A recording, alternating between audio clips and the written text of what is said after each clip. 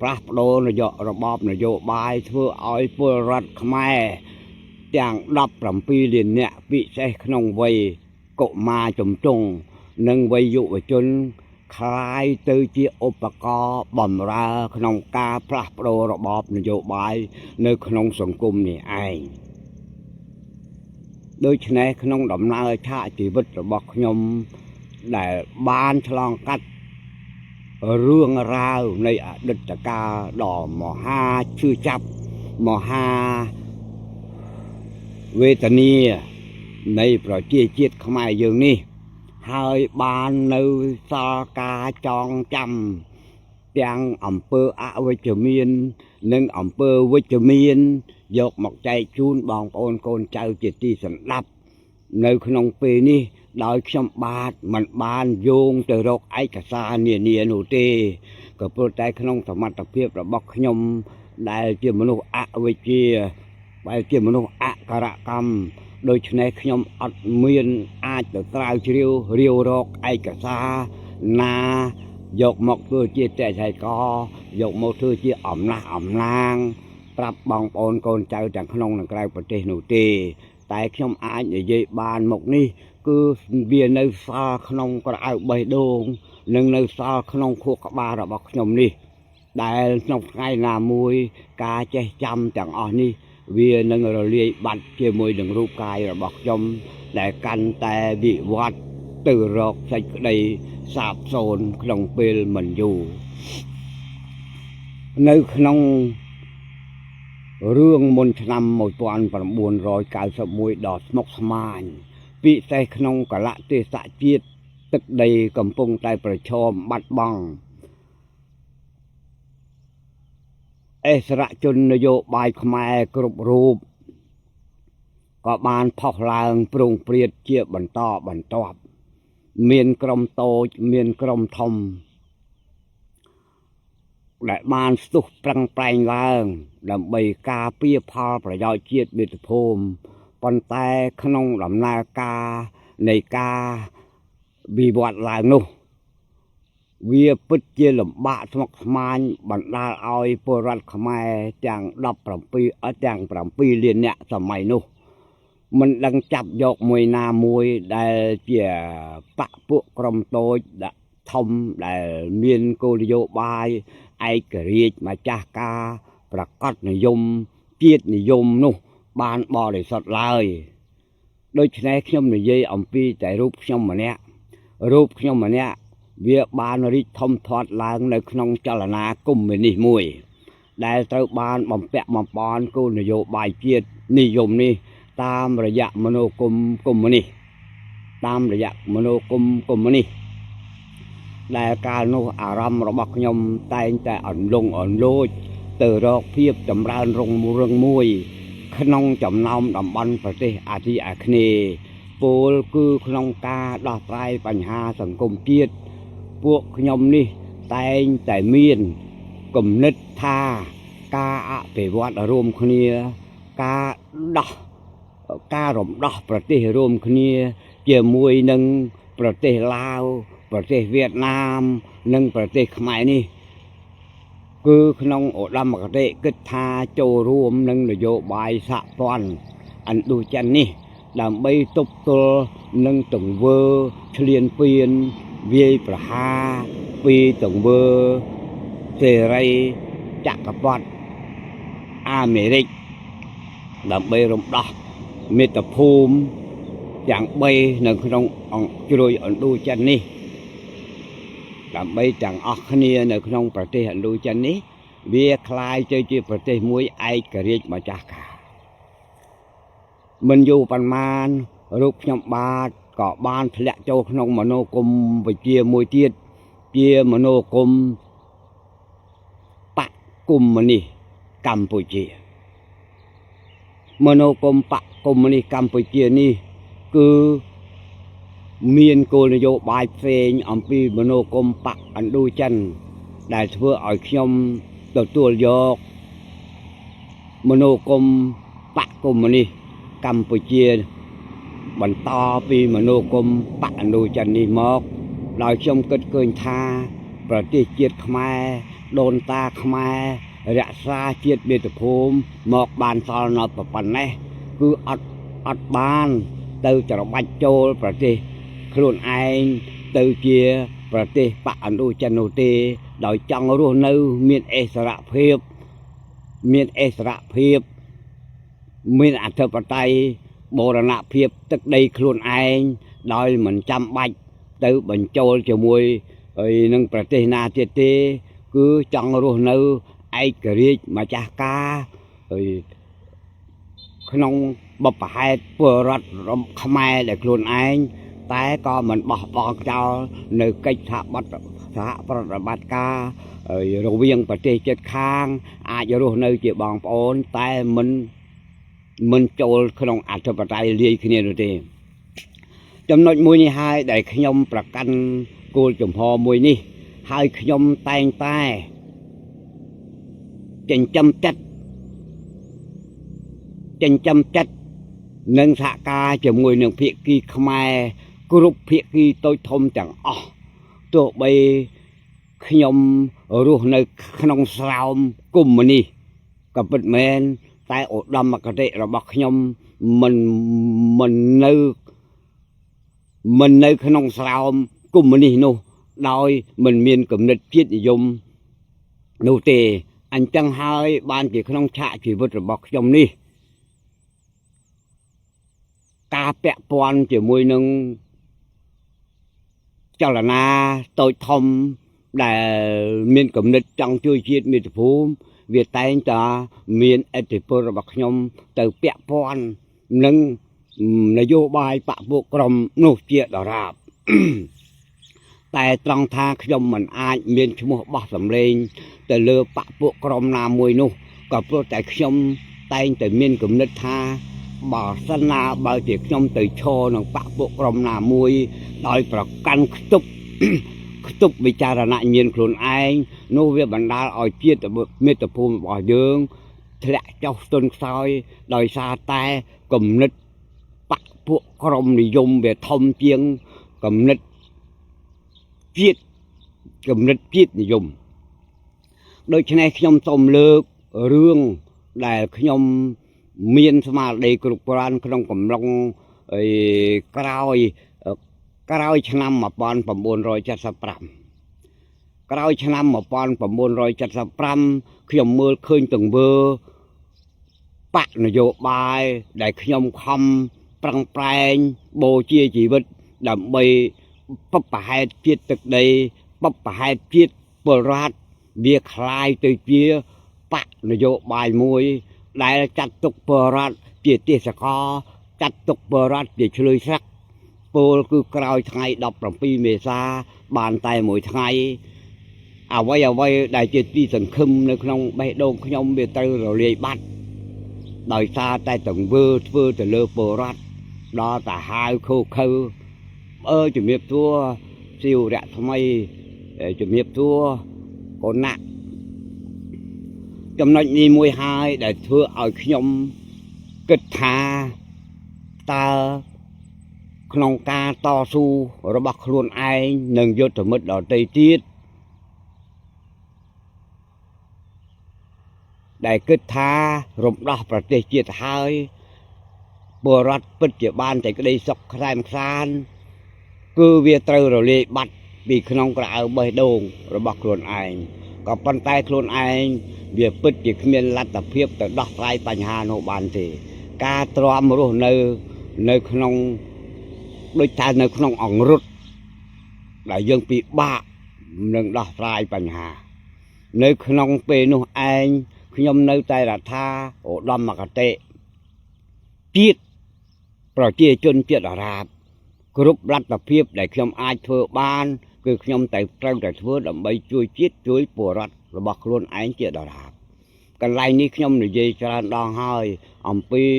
រឿងដែលពួកខ្ញុំត្រូវទទួលទណ្ឌកម្មដោយសារតែការជួយពលរដ្ឋទាំងឯងរឿងនេះខ្ញុំបាននិយាយម្ដងប្រាប់បងប្អូនកូនចៅទាំងក្នុងនិងក្រៅប្រទេសឲ្យបានដឹងម្ដងហើយឥឡូវខ្ញុំនិយាយផ្លោះពីរឿងនេះមួយទៀត នៅក្នុងឆ្នាំ1978នៅពេលនោះខ្ញុំហាក់បីដូចជាផុតពីសំណាញ់អង្រុតក៏ព្រោះតែពេលនោះខ្ញុំអាចមានសមត្ថភាពជួយពលរដ្ឋបានច្រើនជាងនៅក្នុងឆ្នាំ1975ព្រោះការប្រយុទ្ធគ្នាបង្ហូរឈាមគ្នាទប់ទល់ជាមួយនឹងបរទេសឈ្លានពានខ្ញុំហាក់បីដូចជាកើនឥទ្ធិពលខ្លះក៏ព្រោះតែការគ្រប់គ្រងវាត្រូវធូររលុងដូច្នេះខ្ញុំបញ្ចេញសមត្ថភាពជួយពលរដ្ឋតាមសមត្ថភាពដែលខ្ញុំបានជួបនឹងអាចជួយបានគឺជាបន្តប៉ុ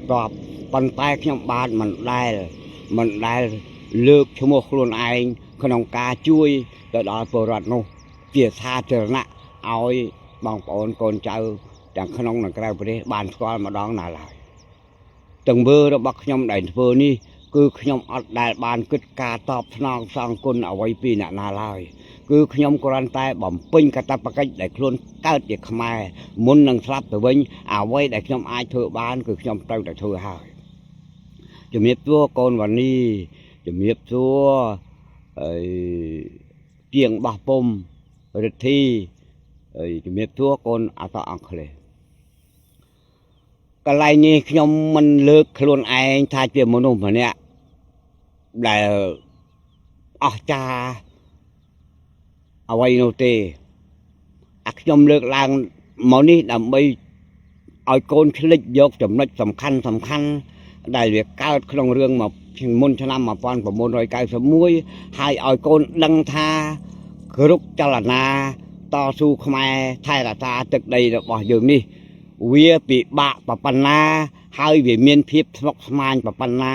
ដើម្បីឲ្យកូនចៅរបស់យើងឲ្យកូនចៅទាំងអស់គ្នាពិចារណាសម្រាប់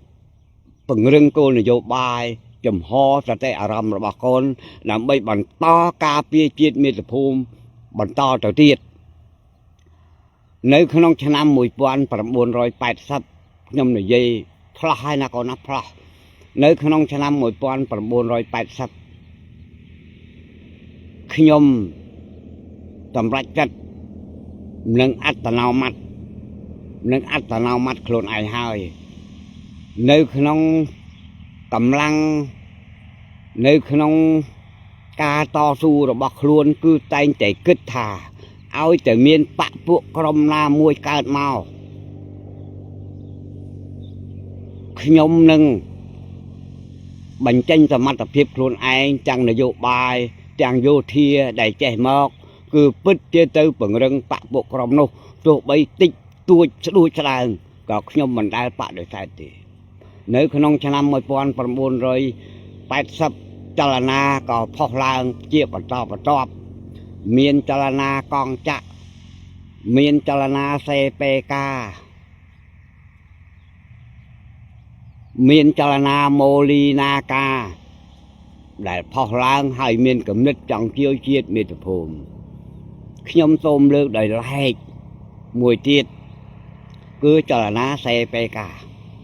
ចលនា CPK បានកើតឡើងនៅក្នុងស្រុកស្ទូងខេត្តកំពង់ធំទីតាំងគឺនៅបណ្ដោយស្ទឹងស្ទូងខាងលើបន្លោះកណ្ដាលភូមិពវើយ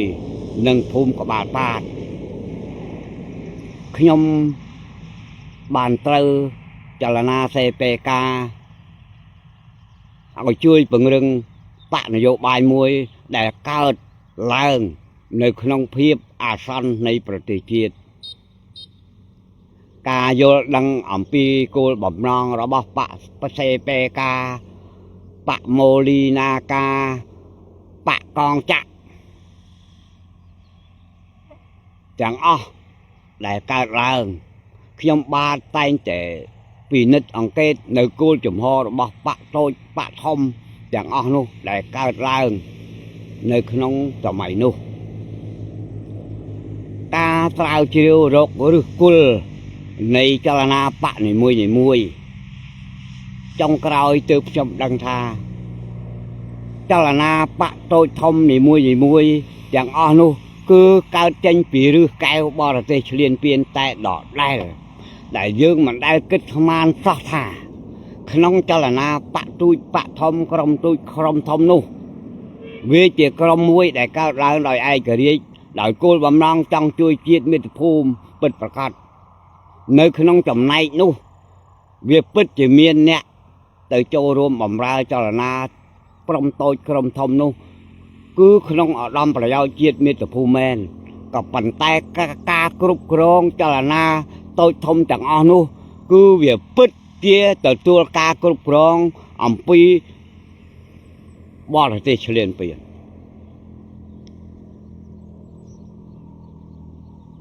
ដែលពួកគេមានវិចវិខុវែងឆ្ងាយចាក់វិខុវែងឆ្ងាយដែលយើងមិនអាចគិតដល់សរុបតែក្តីមកយើងគិតថាគេធ្វើដើម្បីអ្វីគេធ្វើដើម្បីអ្វីយើងពិតជាពិបាកសូម្បីតែខ្លួនខ្ញុំដែលធ្លាប់ឆ្លងកាត់របបនយោបាយច្រើនមកហើយក៏យើងនៅគិតស្មានមិនដល់ថាបរទេសគេរួមបង្កើតចលនាតូចធំក្រុមតូចក្រុមធំនោះចេតនារបស់គេធ្វើអ្វីទៅគេធ្វើដូចជាមិនបង្ខំ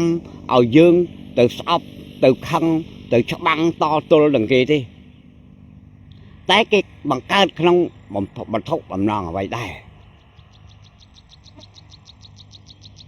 ធ្វើឲ្យយើងវង្វេងបង្វាន់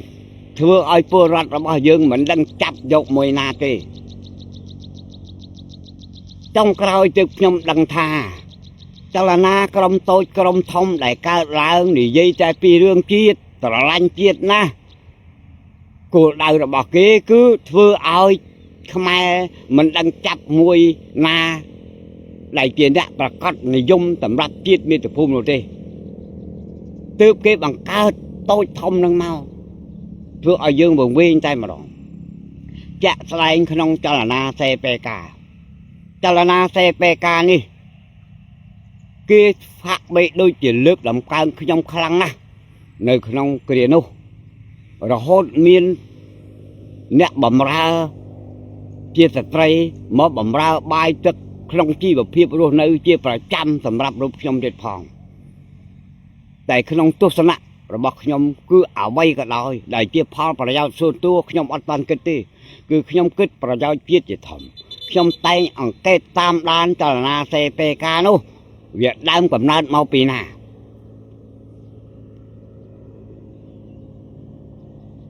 ទីបំផុតខ្ញុំរកឃើញថាចលនាសេពេកាគឺជាការបង្កើតឡើងដោយសារតែដៃបរទេសឆ្លៀនពៀនដដែលគេបង្កើតឡើងនេះគឺបំណងឲ្យប្រទេសជាតិខ្មែរនេះទោះបីអ្នកឯងទៅតប្រមាណជំនាន់ទៀតគឺមិនអាចឲ្យអ្នកឯងកើតឯកភាពជាតិបានឡើយចំណុចនេះមួយនៅកូនរ៉ាត់វាជារឿងពិតដែលខ្ញុំបានឆ្លងកាត់កន្លងមកសូម្បីតែបកម៉ូលីណាកាជាបកមួយដែលកាចដែលបញ្ចេញឲ្យយើងដឹងច្បាស់ថាការបង្កើតឡើងនេះគឺដើម្បីតែប្រឆាំងគ្រប់ចលនាតស៊ូខ្មែរជាត្រង់ទីតូចបកកងចាក់ដែលកើតចេញពីខេត្តកំពង់ចាមស្រុកជើងព្រៃក៏មានចរិតបដិបកដូច្នេះវាអត់ខុសអំពីខ្ញុំនិយាយពីរឿងរាវនៅក្នុងសង្គមខ្មែរបច្ចុប្បន្ននោះទេណាកូនណាបកកងចាក់ដែលមានដើមកំណើតនៅស្រុកជើងព្រៃខេត្តកំពង់ចាមឯបកម៉ូលីណាកាអានេះខ្ញុំនិយាយតាមដែលខ្ញុំជួបទេណាប៉ុន្តែប្រហែលបង្កើតបកគេមកពីណាខ្ញុំអត់ដឹងទេគឺមានដើមកំណើតនៅស្រុកបារាយណ៍ខេត្តកំពង់ធំនេះពេលដែលខ្ញុំជួបចំណែកបកសេពេកាគឺកើតឡើងនៅក្នុងស្រុកស្ទូងខេត្តកំពង់ធំដដែលណាកូនណាកើតអត់ដែរនេះជារឿងមួយដែលរឿងកូនទាំងក្នុងនិងក្រៅប្រទេសមិនដែលដឹងថា ការបង្កើតក្រុមតូចក្រុមធំគឺអត់មានក្រុមមួយណាដែលកើតឡើងអំពីស្នាដៃអិសរាជជននយោបាយខ្លួនឯងដែលមិនពាក់ព័ន្ធជាមួយបរទេសនោះឡើយវាដូចជាសម័យសង្គ្រាមដែលយើងច្បាំងជាមួយនឹងលោកសេនាប្រមុខរណុលវាកើតខ្មែរសខ្មែរខៀវអីចឹងទៅដែលយើងមិននឹកស្មានថាទាំងអស់នោះវាកើតចេញពីឧត្តមគតិជាតិនិយមរបស់យើងឬក៏វាកើតចេញអំពីចលនាណាមួយនោះទេសរុបចុងក្រោយបើយើងយកចិត្តទុកដាក់តាមដានអង្កេតគឺវាពិតជាមានខ្សែរយៈពីបរទេសឈ្លានពានដដែលគឺប៉ងឲ្យខ្មែរមិនអាចរកឯកភាពជាតិបានឥឡូវខ្ញុំសូមផ្លាស់ពីទាំងនេះពាក្យលើឆ្នាំ1983ឆ្នាំ1983ខ្ញុំបានឃ្លាតឆ្ងាយពីបកទាំង3នឹងហើយគឺបកកងចក្របកមូលីនាកាបកសេពេកាចំណែកបកសេពេកាបានរលាយខ្លួនទៅចូលនឹងបកធំមួយទៀតគឺបកហ៊ុនស៊ុនពេជ្រនេះមកចំណែកដែលខ្ញុំដឹងអស់លោកផ្សេងទៀតដែលលោកដឹងក្នុងរឿងនេះដែរខ្ញុំមិនប្រកែកមិនតវ៉ាទេតែខ្ញុំដឹងត្រឹមតែអ្វីដែលខ្ញុំធ្វើតែប៉ុណ្ណោះដូច្នេះសូមអភ័យទោសបងប្អូនកូនចៅទាំងក្នុងនិងក្រៅប្រទេសលោកក្រែងលោកដឹងចំណុចនេះច្រើនជាងខ្ញុំអាហ្នឹងក៏ខ្ញុំមិនបដិសេធដែរណោះហើយបងប្អូនច័ន្ទចាក់ទីច័ន្ទរឿងទាំងអស់នេះគឺអត់ដែលលឺនរណានិយាយទេនៅពេលដែលខ្ញុំនិយាយនេះគឺក្នុងចេតនាឲ្យបងប្អូនកូនចៅក្នុងសម័យនេះដែលកំពុងបាក់បែកក្រុមតូចក្រុមធំទាំងអស់គ្នាថាអិសរាជជននយោបាយរបស់ខ្លួនវាពិតជាមានឧត្តមគតិស្រឡាញ់ជាតិមាតុភូមិពិសេសនៅក្នុងពេលដែលបរទេសឈ្លានពានឯខ្ញុំនិយាយនេះក៏កើតក្នុងសម័យដែលបរទេសឈ្លានពានដែលប្រទេសជាតិយើងកំពុងមានសង្គ្រាមដែររឿងទាំងអស់នេះគឺវាពិបាកខ្លាំងណាស់ក្នុងការបែងចែកធ្វើនយោបាយគ្រប់គ្រងដើរតាមនយោបាយរបស់បងប្អូនកូនចៅទាំងក្នុងនិងក្រៅប្រទេសបានជាខ្ញុំលើកឡើងបំណងឲ្យចេះតែថែរក្សាស្ថិរភាពនយោបាយសមិទ្ធផលដែលកើតមានឡើងមកហើយរឿងក្រុមតូចក្រុមធំគេបង្កើតមកឡើងនេះគឺជំរុញឲ្យយើងឆ្លោះគ្នាកាប់សម្រាប់គ្នាគោលដៅគឺបំផ្លាញហេដ្ឋារចនាសម្ព័ន្ធសម្បត្តិធនធានជាតិដែលវាកើតឡើងឲ្យវារលាយសូន្យសងទៅវិញនេះជាចេតនាធំបំផុតដែលនៅពីក្រោយដែលពួកយើងគិតថាវារកពិចារណាមិនដឹងយល់ដងដាននៃប្រវត្តិសាស្ត្រនោះមិនដឹងយល់តាចេតនារបស់គេវាទៅជាស្អីឆ្នាំ1983កើតចលនាដណ្ដើមពលរដ្ឋយកទៅគ្រប់គ្រងដែលយើងមិនគិតស្មានថាប្រទេសជាតិកំពុងរងការវាយប្រហារពីបរទេសតែមានចលនាមួយគឺចលនាបំផុសដណ្ដើមពលរដ្ឋភាគសឹកសូមជម្រាបបងប្អូនកូនចៅទាំងក្នុងនិងក្រៅប្រទេសឲ្យបានដឹងថាភាគីខ្មែរច្បាំងគ្នាដែលយើងឃើញតួអង្គធំគឺភាគីសម្ដេចហ៊ុនសែនភាគីសម្ដេចសឿនសានភាគីសម្ដេចក្រមព្រះនិងភាគីកម្ពុជាប្រជាធិបតេយ្យគឺខៀវសំផនព្រោះកាលនោះគេលែងប្រើប៉ុលពតហើយណាអានេះយើងនិយាយឲ្យចំកលៈទេសៈណាជាភាគីខ្មែរក្រហមភាគីកម្ពុជាប្រជាធិបតេយ្យយើងមិនដែលគិតសោះថាមានភាគីនៅតស៊ូជាដែនមួយមានគំនិតធ្វើវិឆេទកម្មដើម្បីដណ្ដើមយកពលរដ្ឋទៅគ្រប់គ្រងភាគីសម្ដេចហ៊ុនសែនលោកគ្រប់គ្រងទឹកដី 90% នៃប្រទេសភាគី3ភាគីលោកតាសឿនសានភាគីហ៊ុនស៊ុនពេជ្រភាគីខ្មែរក្រហមគ្រប់គ្រងទឹកដីបានតែ 10% ទេមូលដ្ឋានបង្អែករបស់ខ្លួន chẳng bay phía kỳ ní cứ nơi lơ tức đầy xiêm nơi lơ tức đầy xiêm sắp ta phó cùng nít mùi phó cho là na mùi cứ đàn đam bờ rọt khnia nè đại miên bờ rọt nơi chỉ mùi cho hơn cứ chia phía kỳ Campuchiaប្រជាធិបតេយ្យគឺភាគីខ្មែរក្រហមនេះឯងពាក្យដែលកូនត្រូវកុំឲ្យច្រឡំមួយជនភៀសខ្លួនគឺនៅក្រោមការគ្រប់គ្រងរបស់អង្គការសហប្រជាជាតិពីរជនភៀសសឹកគឺរស់នៅក្រោមការគ្រប់គ្រងរបស់ភាគីខ្មែរ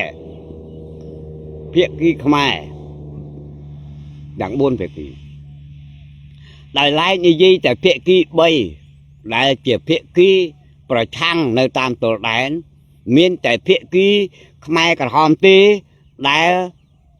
មានពលរដ្ឋភៀសសឹកទៅនៅជាមួយច្រើនចំណែកភាគី2ទៀត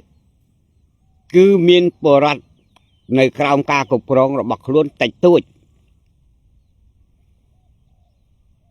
កូនអាចវិនិច្ឆ័យបាននៅក្នុងដំណាក់កាលជាតិកំពុងតែប្រឈម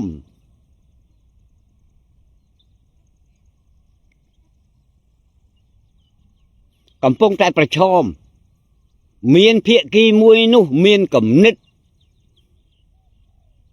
ចាប់ផ្ដើមបំបែកឯកភាពជាតិគោលដៅគឺឈ្មោះដណ្ដើមយកពលរដ្ឋពីភាគីខ្មែរក្រហមយកទៅគ្រប់គ្រងពេលនោះសកម្មភាពបានធ្វើមកលើពលរដ្ឋនៅក្រោមការគ្រប់គ្រងរបស់ភាគីខ្មែរក្រហមនៅតំបន់ព្រះប្រឡាយជប់រុនសពថ្ងៃពលរដ្ឋរបស់យើងនៅទីនោះក៏ចាប់ផ្ដើមគិតថាបើទៅរស់នៅជាមួយនឹងភាគីដែលជាភាគីដែលយើងទាំងអស់គ្នាគិតហើយថាជាភាគីមួយដែលពលរដ្ឋស្រឡាញ់រាប់អានតាំងពីជំនាន់ទសវត្សរ៍60ដូច្នេះពលរដ្ឋទាំងអស់នោះក៏ចាប់ផ្ដើមចាញ់អូបាយកលហើយនាំគ្នារត់លូនដើម្បីទៅរស់នៅជាមួយភាគីមួយទៀតក្នុងការបំភ័យពលរដ្ឋឲ្យរត់ចាកចេញទៅនៅជាមួយភាគីខ្លួនពួកគេអត់បានគិតពីរឿងហានិភ័យក្នុងការដឹកនាំពលរដ្ឋរត់គេចអំពីភាគីខ្មែរក្រហមដែលនៅក្នុងតំបន់ជប់រុនព្រះប្រឡាយនោះទេព្រោះនៅក្នុងកលៈទេសៈនោះសង្គ្រាមកំពុងតែផ្ទុះអត់ឈប់អត់ឈរទេនៅតាមតំបន់ទីតាំងនានាវាពោពេញទៅដោយគ្រោះថ្នាក់បណ្ដាលឲ្យពលរដ្ឋដែលរត់ភៀសខ្លួនចេញទៅរកភាគីមួយទៀតនោះដែលអាចរស់បានទៅដល់កន្លែងខ្លួនដែលបងប្រាថ្នានោះមិនបាន2%ផងទេក្រៅពីនោះត្រូវស្លាប់ខ្លួនទាំងអស់ទាំងកូន3តតឹងទាំងកូននៅក្នុងពោះមិនទាន់កើតក៏ត្រូវស្លាប់ដែរតែភាគីមួយនោះគេនឹងសប្បាយចិត្តបើទោះណែឯងស្លាប់ 80% នៅសល់ 2% វាក៏ជាចំណែកអាចទ្រទ្រង់សលេងឆ្នោតអញនៅពេលខាងមុខបានដែរនេះខ្ញុំនិយាយអំពីចរិតនយោបាយដ៏ជាក់ស្ដែងប្រាប់កូនចៅខ្មែរទាំងក្នុងនិងក្រៅប្រទេសឲ្យបានដឹងថាបើកូនមិនបើកទស្សនវិស័យក្នុងការពិចារណាហេតុផលដែលខ្ញុំលើកឡើងជាបន្តចង់ដាស់កូនចៅទាំងអស់គ្នាកុំឲ្យខ្លាយខ្លួនទៅជាឧបករណ៍បម្រើនយោបាយឲ្យគេដែលធ្វើឲ្យបាត់បង់អនាគតរបស់ខ្លួនឯងនៅក្នុងកលៈទេសៈជាតិកំពុងប្រឈមគំនិតដ៏អស្ចារ្យទាំងអស់នេះក៏វាកើតឡើងមកជាដល់ហើយកូនត្រូវដឹងថាបើកូនគិតថាគ្រាន់តែពាក្យសេរីនិងកុម្មុយនីស ពលរដ្ឋភាគច្រើនលើសលប់តែងតែសង្ឃឹមទៅលើរបបសេរីហើយឯបរទេសក៏គេមាននយោបាយវាយស្របជាមួយនឹងសេរីដែរបើកូនខ្មែរទាំងអស់គ្នាចូលចិត្តរបបសេរីនោះនឹងរីកដូចសត្វមានចលនាបកពួកក្រុមតូចធំនៅក្នុងនងកគូកធ្វើឲ្យជនជាតិខ្មែរដែលរត់ទៅសេរីនោះវារកគោលដៅមួយដែលធ្វើឲ្យសម្រេចអនាគតដ៏រុងរឿងខ្លួនឯងនោះអត់បានដែរក្នុងឆ្នាំ1985សង្គ្រាមជ័យដែនគឺផ្ទុះពេញលេញហើយពលរដ្ឋខ្មែរទាំងអស់គ្នាចាប់ផ្ដើមវង្វេងសុងហើយព្រោះអត់មានកន្លែងណាមួយដែលមិនបង្ហូរឈាមទេឆ្នាំ1985ពលរដ្ឋភាគសឹកនៅក្រោមការគ្រប់គ្រងរបស់ភាគីខ្មែរក្រហមដែលមានពលរដ្ឋរស់នៅជាមួយច្រើនជាងភាគីដទៃបានប្រមូលផ្ដុំគ្នាកិច្ចអំពីការវាយប្រហារនៅតាមទីដែននានាមកប្រមូលផ្ដុំគ្នានៅក្នុងតំបន់មួយនៅក្នុងខេត្តស៊ីសាកេតគឺតំបន់ដងតុងខ្ញុំភ្លេចអំពីភូមិស្រុកប្រហែលជានៅក្នុងស្រុកគុកខណ្ឌដដែលទេព្រោះចេញពីសំរោងគៀតមកសំរោងគៀតវានៅក្នុងស្រុកខណ្ឌថាឡាឡាហើយជាប់ក្នុងខណ្ឌស្រុកខណ្ឌថាឡាឡាប្រហែលជាស្រុកគុកខណ្ឌហ្នឹងឯងនៅក្នុងស្រុកគុកខណ្ឌពលរដ្ឋទាំងអស់គ្នាការរត់ចោលផ្ទះសម្បែងទីលំនៅកដៀតកូនកដៀតចៅមនុស្សចាស់ជរាឆ្លងកាត់អំពីតំបន់ប្រយុទ្ធគ្នាបានមករស់នៅក្នុងតំបន់មួយដែលហៅថាដងតុងពេលនោះយើងគិតថាយើងនឹងអាចយកពលរដ្ឋមករស់នៅកន្លែងមួយដែលវាផុតគ្រោះថ្នាក់ទៅហើយដើមទ្រូងដែលគិតដល់ពលរដ្ឋក៏វាចាប់ផ្ដើមថយចុះក៏ព្រោះតែតម្រាំការពារពលរដ្ឋមកដល់តំបន់សុវត្ថិភាពគឺវាលំបាកខ្លាំងណាស់ទៅហើយអ្នកខ្លះសម្រាលកូនតាមផ្លូវនៅក្រោមគ្រាប់ផ្លោងគ្រាប់បែកយើងពិតជាពិបាកខ្លាំងណាស់ក្នុងការគាំពៀពលរដ្ឋឲ្យរស់ឲ្យបានឆ្លងផុតវេទនាអ្នកខ្លះគ្រាប់កំពុងតែផ្លោងក្តាំងឈឺពោះសម្រាលកូនយ៉ាងគ្រាប់កំពុងតែហោះពីលើយើងគាំពៀពលរដ្ឋរហូតបានដល់កន្លែងមួយហៅថាតំបន់សុវត្ថិភាពទៅហើយភាគីដដែលមិនដែលមានគំនិតស្រឡាញ់ជាតិស្រឡាញ់ពលរដ្ឋប្រើយុទ្ធសាស្ត្រដដែលដើម្បីមកបំភ័យពលរដ្ឋដើម្បីគៀងយកពលរដ្ឋទៅនៅជាមួយខ្លួនត្រៀមឈ្នះដោយនយោបាយគេថាចាំឈ្នះដោយទឹកបិចអស់លោកជាទីគោរពស្រឡាញ់ក្នុងពេលនេះខ្ញុំបញ្ចេញនិយាយជាសាធារណៈរឿងដែលខ្ញុំមិនចង់និយាយគឺខ្ញុំនិយាយសម្រាប់ឲ្យបងប្អូនកូនចៅទាំងក្នុងនិងក្រៅប្រទេសក្នុងដំណាក់កាលសៀមវាយប្រហារមកលើខ្មែរនេះតើនៅបន្តធ្វើឲ្យពលរដ្ឋធ្វើឲ្យកូនចៅរបស់យើងនេះបាក់បែកសាមគ្គីដែលជាហេតុនាំឲ្យសៀមអាចមានលទ្ធភាពបំបែកឯកភាពជាតិផ្ទៃក្នុងធ្វើឲ្យខ្មែរគ្មានលទ្ធភាពទល់នឹងសៀមម្ដងទៀតចំណុចនេះហើយសភាពការនេះហើយបានជាជំរុញឲ្យខ្ញុំទៅតែលើកឡើងអំពីដងដានប្រវត្តិសាស្ត្រជំរាបប្រាប់កូនប្រាប់ចៅទាំងក្នុងនិងក្រៅប្រទេសឲ្យបានជ្រាបពីរឿងអ្នកដែលធ្វើដដែលនៅក្នុងការបំបែកឯកភាពជាតិដើម្បីប៉ងបំរើផលប្រយោជន៍ខ្លួនឯងដោយគ្មានគិតអំពីហានិភ័យការបាត់បង់ទឹកដីជាតិមាតុភូមិសោះឡើយភាគីដដែលឆ្លៀតពេលដែលពលរដ្ឋមករស់នៅប្រមូលផ្ដុំរាប់ម៉ឺននាក់ចាប់ផ្ដើមប្រើចារកម្មរបស់ខ្លួនចូលមកបន្លំនៅក្នុងចំណោមពលរដ្ឋរាប់ម៉ឺននោះបង្កជាការលួច bằng co cho ca bằng phây bằng al làm bay ỏi phốt thì ca phục krong cho con kết mưa đây mà khang chọc tục tù nơi khang tù đại nơi smart home nơi sao cầm năng tách túi một cà phê bơ rát bạc luôn cà phê bơ rát đo sai bánh hà bơ rát xong bây giờ đo sai tức mà ngay mà toàn lít có ọt cực phong bực bơ rát và mô đâm rập mơn nè cho sự biên hà cho sự làm pết cà rô nơi và mô đâm khá nè dùm ngư rịa ru dùm ngư cơn cái đau cao lơ cổ mà cao lơ mà nuôi cha biết mốc mang về bê tờ nia khăn na tờ hơi tại thiện kỳ mùi tiết ọt bàn kết đỏ sọc sọc bồ rật dương lưu ti biết kết tay bầm phít bầm phây biết kết tay thư vì chế tà căm oi bồ rật rụt chát cái chai đầm bay kiêng dọc từ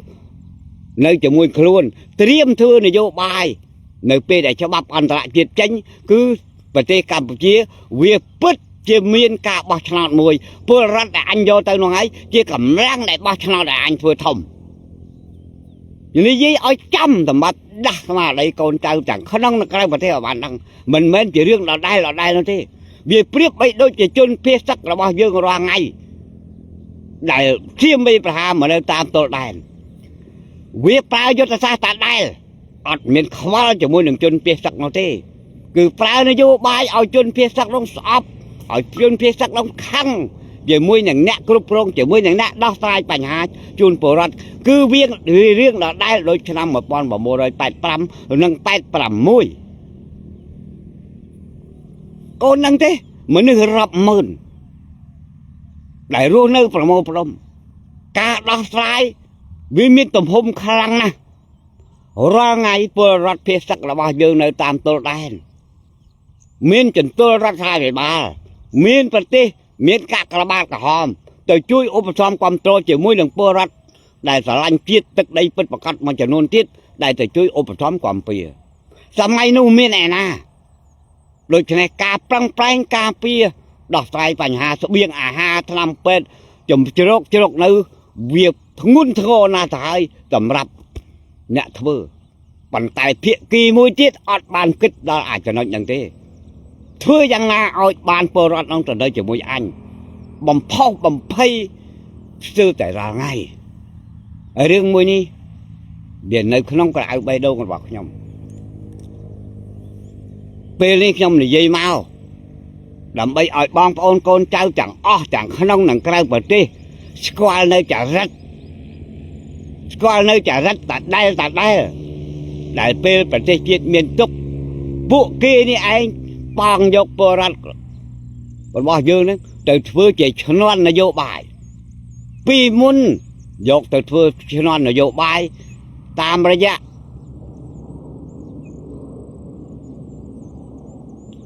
cô khuyết lơ từ lắc nào bắt cho ban kỳ trong tận đam phơi rát chia mà nó sẽ chơi tờ la chia cả chưa nữa từ chuyện bạch crom có bạc ở bờ rát tặng ở kia nó khai tới chia bờ rát thưa con bạc làm bay tận đam cho ẩm lai mọi ảnh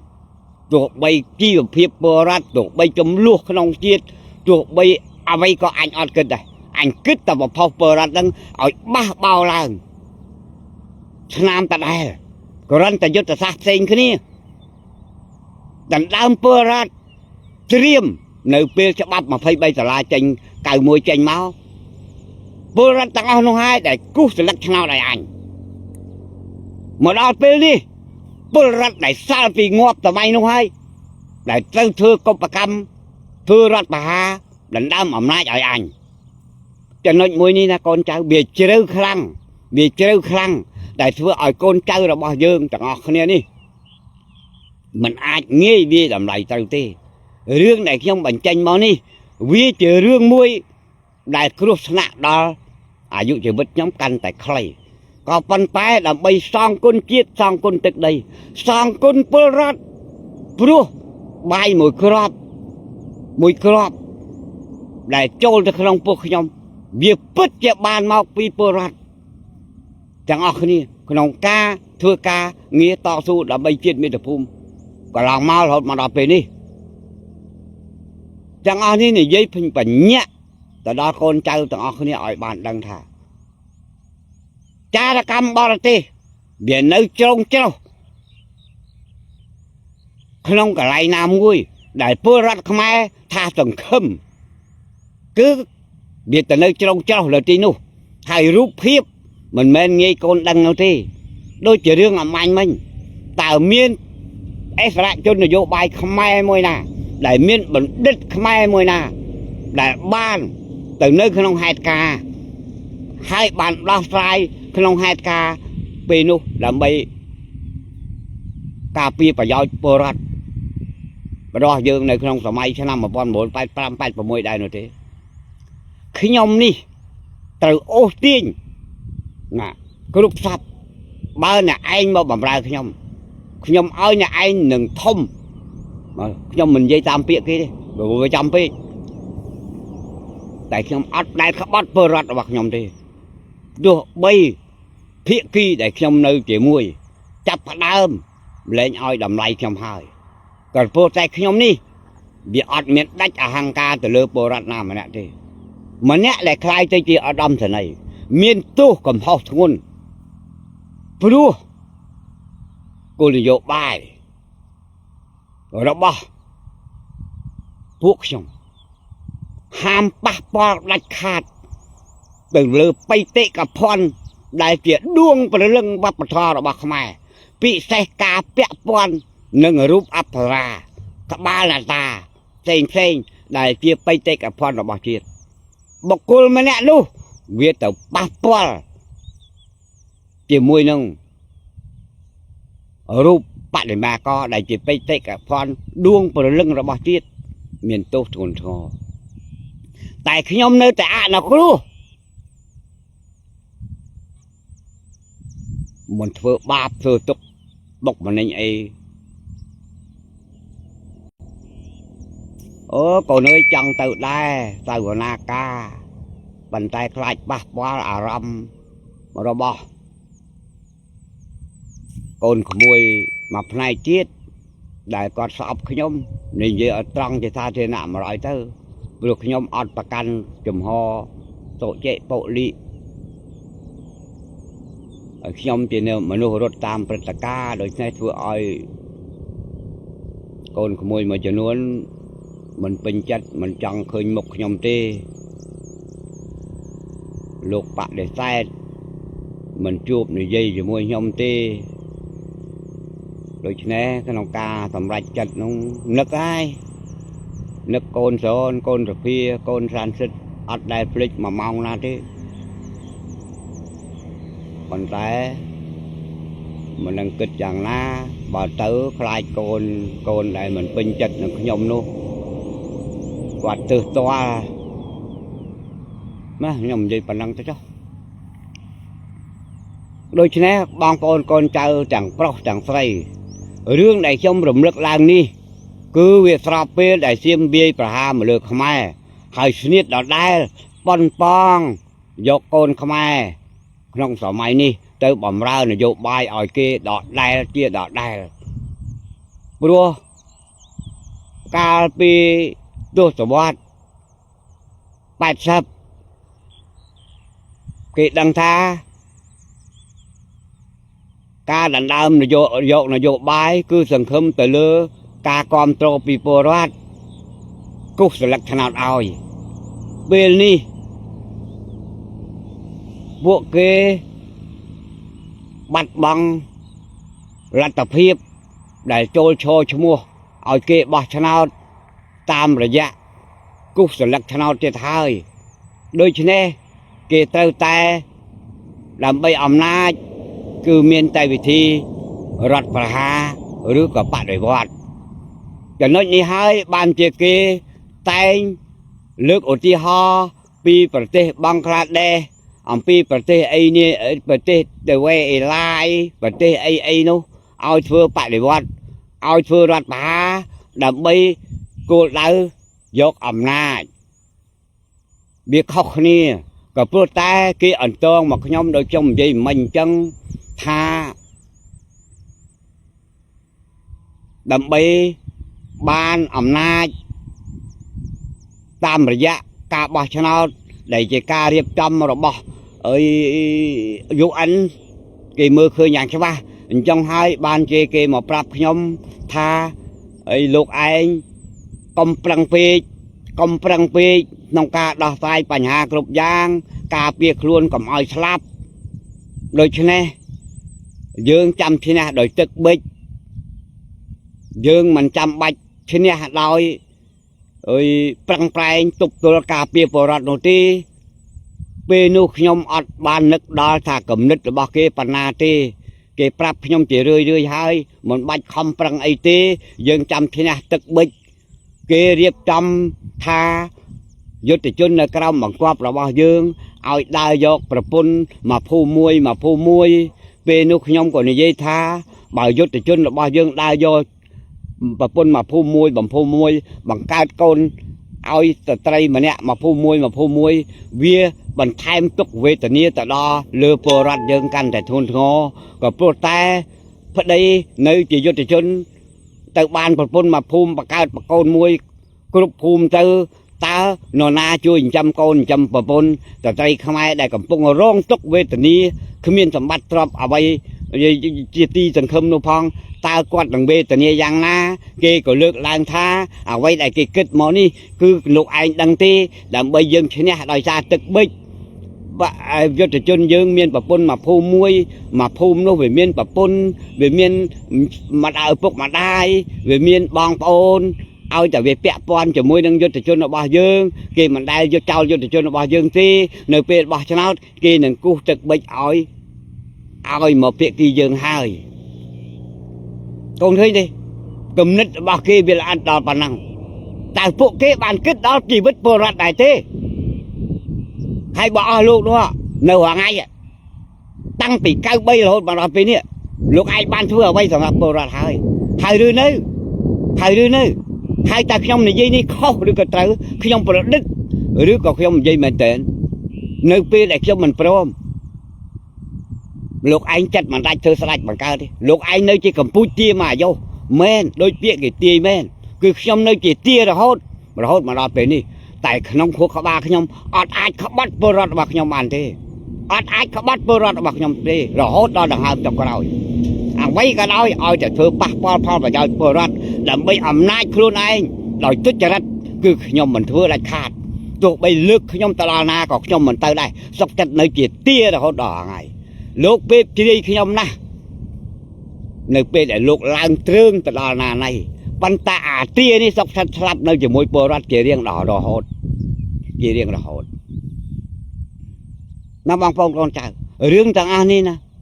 ខ្ញុំអត់មែនជាអ្នកអស្ចារ្យនោះទេការនិយាយលើកឡើងគឺដាស់សតិកូនចៅទាំងអស់គ្នាឲ្យបានដឹងថាចលនាក្រុមតូចក្រុមធំអ្វីក៏ដោយចុះបើកាលណាផុតពីជាតិនិយមនេះដល់ត្រឹមទៅហើយកាលណាផុតคล้ายទៅជាបកពួកក្រុមតូចធំបដិបកហើយកូនទាំងអស់គ្នាវានឹងជាឧបករណ៍របស់គេដដែលទេជាឧបករណ៍នយោបាយបំរើឲ្យគេដដែលទេបាត់បង់អនាគតខ្លួនឯងរហូតបាត់បង់ផលប្រយោជន៍ជាតិមាតុភូមិជាទីស្រឡាញ់ចាប់ផ្ដើមពិចារណាទៅខ្ញុំនិយាយចំណុចកណ្ដាលដើម្បីប្រយោជន៍បកពួកក្រុមតូចធំនេះឯងដើម្បីប្រយោជន៍ជាតិមាតុភូមិរបស់យើងនេះឯងជាតិមាតុភូមិរបស់យើងឆ្លងកាត់មកដល់ដំណាក់កាលនេះជីវភាពពលរដ្ឋរីកចម្រើនបន្តិចម្ដងមកដល់ពេលនេះមិនមែនជារឿងងាយស្រួលនោះទេដូចខ្ញុំនិយាយមិញវាមិនមែនជារឿងងាយស្រួលនោះទេអាមួយអ្នកធ្វើអាមួយអ្នកបំផ្លាញអត់ឈប់អត់ឈររួមដៃជាមួយបរទេសអត់ឈប់អត់ឈរទេដូច្នេះពេលវេលាវាបញ្ជាក់មកហើយពេលវេលាបញ្ជាក់គុណភាពអស់ហើយបើកូនហើយនៅតែមិនពិចារណាមិនវិនិច្ឆ័យ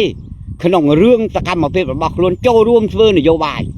កូននឹងខ្លាយទៅជាទាសកររបស់អ្នកនយោបាយរហូតមួយជីវិត cô là dụ đọc làm bay vì cho năm mà con vào mùa rồi cao sợ bay một đọc bên đi cô là dụ bà màn không ca control nó dụ bay đây mình dốt hai pha đại không thì gì tới đi tao mà đó là ngay vì tao chỉ xây ra hai đọc làm bay cao bay mà đó mà phay vào mũi nè bi quan mà phay vào mũi vì bà màn cho năm cô cho thấy em ơi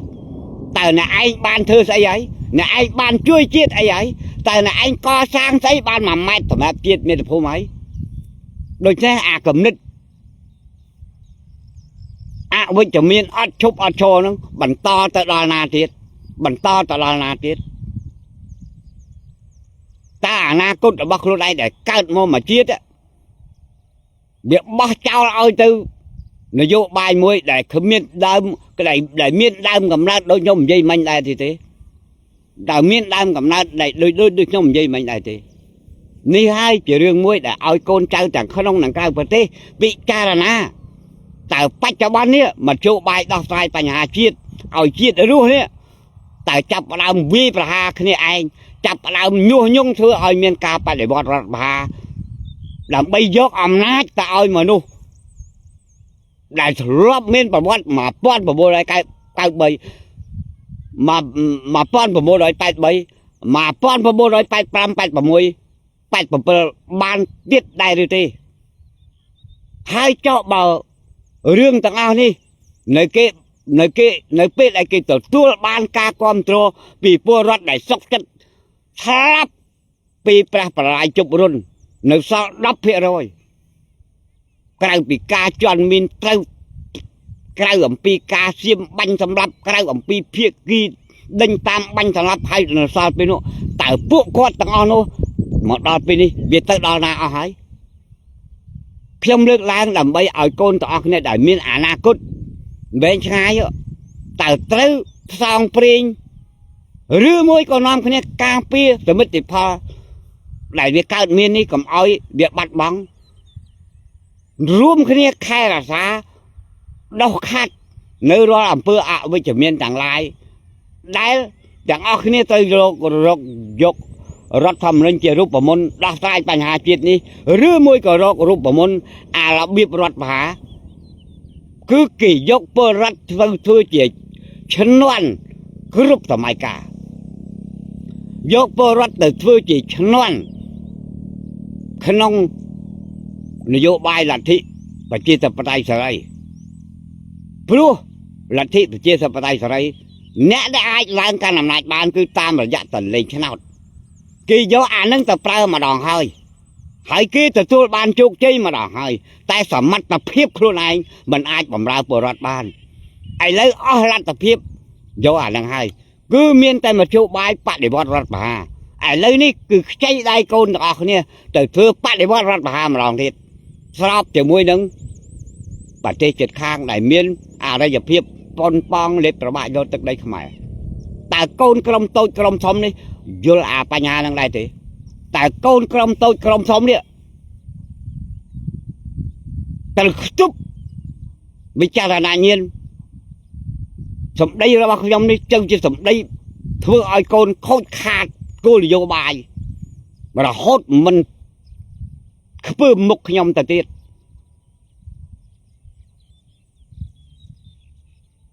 ta ở đây đại trong này gì đam mê phải giao không được đam mê phải giao con ba thì miết số con chân thi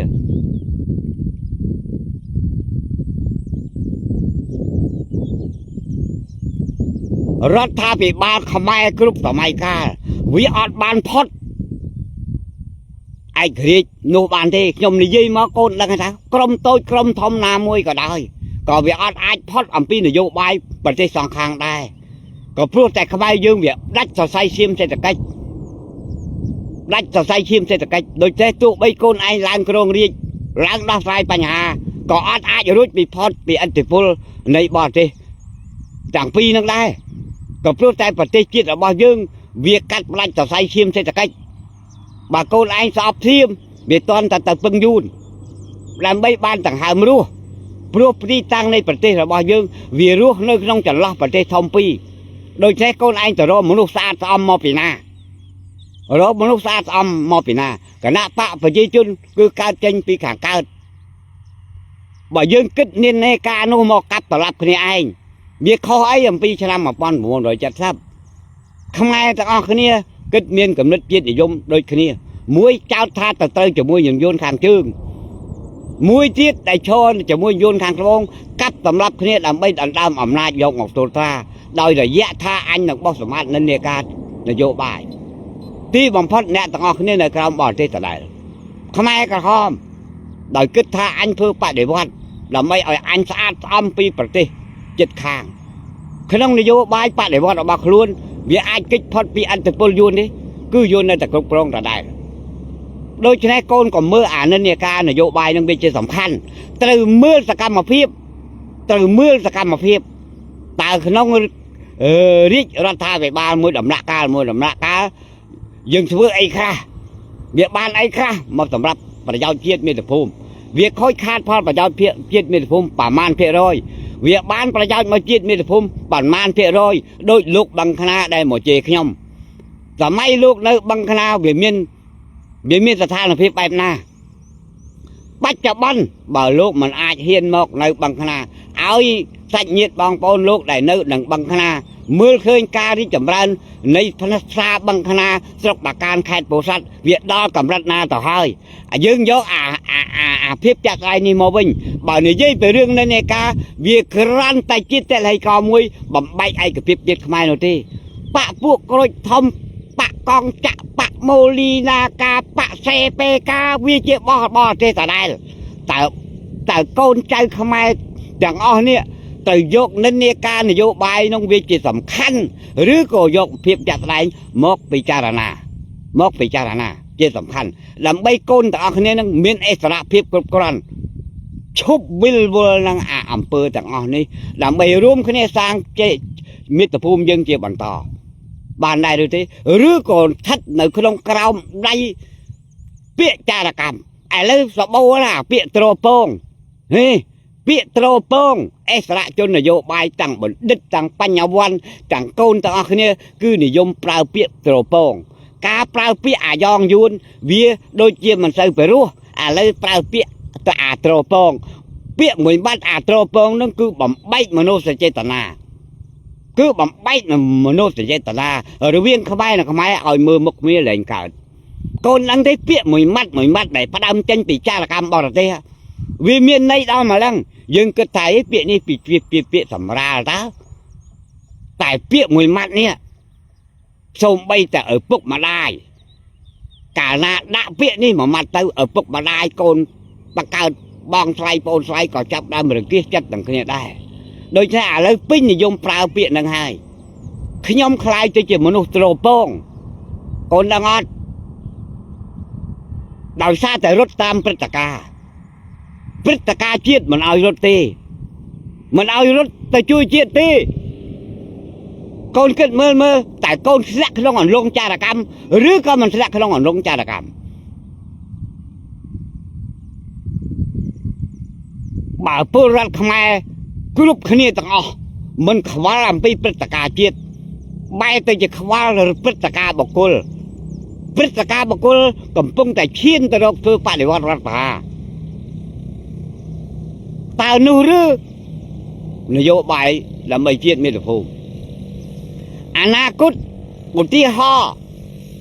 ពីអតីតកាលមានគ្រប់គ្រាន់ទាំងអស់សម្រាប់ពិចារណាតែមិនឲ្យពិចារណាទេមិនឲ្យវិនិច្ឆ័យទេមិនបាច់យកបទពិសោធន៍អាតានឹងនិយាយប្រាប់នោះទេតើគោលដៅមួយនេះនាំជាតិទៅរុងរឿងឬក៏នាំជាតិទៅអន្តរាយទីបំផុតចំហបដិបកនេះវាអត់បានជួយជាតិទេវាបានតែសម្រាប់គ្នាឯងនយោបាយវិលវល់លះបង់អនាគតទាំងអស់នេះគោលដៅគឺទៅសម្រាប់គ្នាឯងវាគ្មានអីអាចទៅជួយជាតិមាតុភូមិបាននោះទេបកពួកក្រុមតូចធំទាំងអស់វាមាននិរន្តរភាពនយោបាយទៅវាគ្រាន់តែជាបុតសម្ព័ន្ធរបស់តួអង្គធំដែលជាក្បាលម៉ាស៊ីនបញ្ជាទៅជាក្រុមតូចទៀត ខ្ញុំនិយាយlàអត់ប៉ុណ្ណឹងហើយបើកូននៅហើយថាមិនយល់ទៀតមិនដឹងធ្វើម៉េចអត់ដឹងធ្វើម៉េចទេណាកូនណាខ្ញុំនៅនឹកកូនរាល់ថ្ងៃអត់មានភ្លេចទេគុណអានន្ទដែលកូនទាំងអស់គ្នាដែលជួយអាយុជីវិតខ្ញុំអត់ដែលមានភ្លេចទេប៉ុន្តែការសងគុណគឺខ្ញុំសងគុណទៅចំពោះជាតិមាតុភូមិសងគុណចំពោះពលរដ្ឋរបស់យើងព្រោះព្រមហរនេះវាមិនមែនទៅមានឥឡូវទេរក្សាចំហនេះហើយដែលវានៅជាពូជទាដដែលវាអត់ឡើងទ្រើងតែខ្ញុំក៏មិនចង់ឡើងទ្រើងដោយយកកូនទាំងអស់គ្នាទៅធ្វើជាឈ្នន់ដើម្បីឈានទៅយកពូជមន់ដូចគេនោះដែរ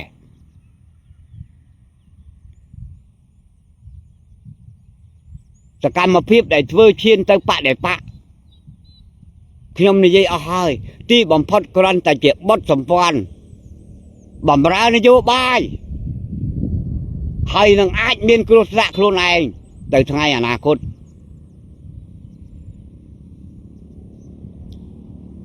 មនុស្សចាស់ឆ្លងកាត់ជោគជាំពេកហើយនៅក្នុងនយោបាយជាតិប្រសិនណាបើកូនគិតថាមនុស្សចាស់នេះវាចោលមកទៀតវាអត់កំណើតមិនដឹងជាឲ្យឪពុកជីតានេះទៅជួយកូនយ៉ាងម៉េចទៀតនោះទេប្រទេសខ្មែរតរំឈរបានមកដំណក់ក្នុងដំណាក់កាលនេះមិនមែនរឿងមួយដោយចៃដន្យនោះទេ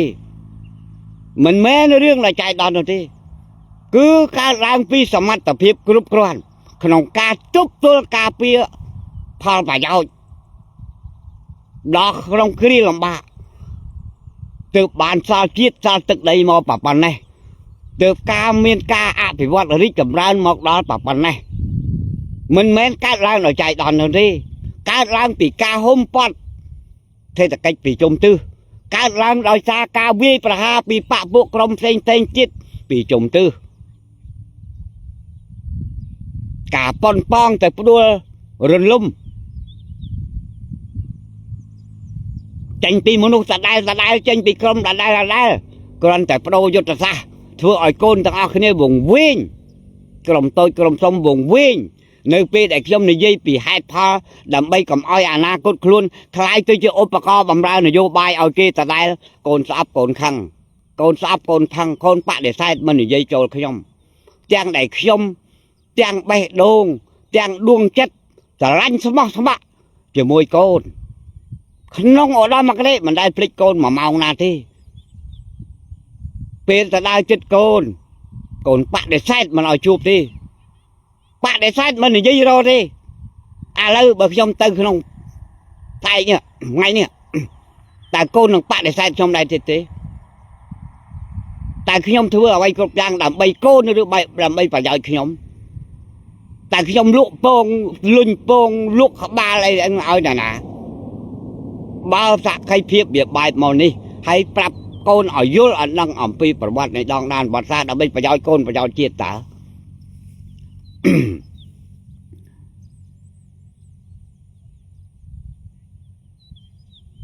លើថ្ងៃហ្នឹងប៉ុណ្ណឹងកូនហ៎ថ្ងៃហ្នឹងប៉ុណ្ណឹងហើយនឹងម៉ោងប្រហែលនេះទេអូនមើលសិនមើលម៉ោងសិនថ្ងៃចាំងពីក្រោយក្តៅចេះបងអូម៉ោង 7:48 នាទីអីមុននឹងបញ្ចប់ខ្ញុំបាទសផលតោសូមក្តីអភ័យទោសពីសម្ដេចទ្រង់ឯកឧត្តមលោកជំទាវអុកញ៉ាមន្ត្រីរាជការតូចធំគ្រប់លំដាប់ថ្នាក់កងទ័ពជើងគោកជើងទឹកជើងអាកាសជាទីគោរពស្រឡាញ់ក្នុងការនិយាយដងដានប្រវត្តិសាស្ត្រវាប្រកាសជាប៉ះពាល់គ្រប់បកនយោបាយព្រោះបើខ្ញុំមិននិយាយប៉ះពាល់ដល់គ្រប់បកនយោបាយខ្ញុំនឹងមិនអាចរកឧទាហរណ៍អីមកបញ្យល់កូនចៅទាំងអស់គ្នាដើម្បីឲ្យកូនចៅទាំងអស់គ្នាមានអិសរភាពគ្រប់គ្រាន់ក្នុងការពិចារណាធ្វើនយោបាយជួយជាតិមាតុភូមិមួយដល់ត្រឹមត្រូវវាមិនអន្តរាយជាតិមាតុភូមិដូច្នេះរាល់កំហុសឆ្គងសូមសម្ដេចទ្រង់ឯកឧត្តមលោកជំទាវមន្ត្រីរាជការតូចធំកងទ័ពជើងគោកជើងទឹកជើងអាកាសមេត្តាអនុគ្រោះដល់បុកខ្ញុំបាទផងបងប្អូនកូនចៅគ្រប់និន្នាការនយោបាយបកតូចបកធំ ក្នុងការនិយាយរបស់ខ្ញុំអត់បានយោងទៅបំរើផលប្រយោជន៍បកពួកក្រុមណាមួយទេដូច្នេះក្នុងការស្ដាប់វាពិតជាកូនខ្លះត្រេកអរកូនខ្លះស្អប់កូនខ្លះខឹងដូច្នេះវាប៉ះពាល់ដល់ប្រយោជន៍បកពួកក្រុមតែក្នុងចេតនារបស់ខ្ញុំនេះគឺចង់ឲ្យកូនចៅកំណន់ក្រោយមាននយោបាយមួយដ៏ត្រឹមត្រូវដោះស្រាយបញ្ហាក្នុងសង្គមជាតិដោយសន្តិវិធីបានប្រយោជន៍ខ្លួនឯងផងបានប្រយោជន៍ដល់ជាតិមាតុភូមិផងវាមិនបង្ហូរឈាមដោយរឿងមុនឆ្នាំ1991ចុងក្រោយមធ្យោបាយដោះស្រាយបញ្ហាក្នុងសង្គមគឺសូមបងប្អូនកូនចៅទាំងអស់គ្នាឈរលើគោលនយោបាយរដ្ឋធម្មនុញ្ញជាដរាបសូមបងប្អូនកូនចៅទាំងក្នុងនិងក្រៅប្រទេសទាំងអស់គ្នាប្រកបតែសេចក្តីសុខសេចក្តីចម្រើនទាំងអស់គ្នាកំបីអខានឡើយជំរាបលាគោរពលា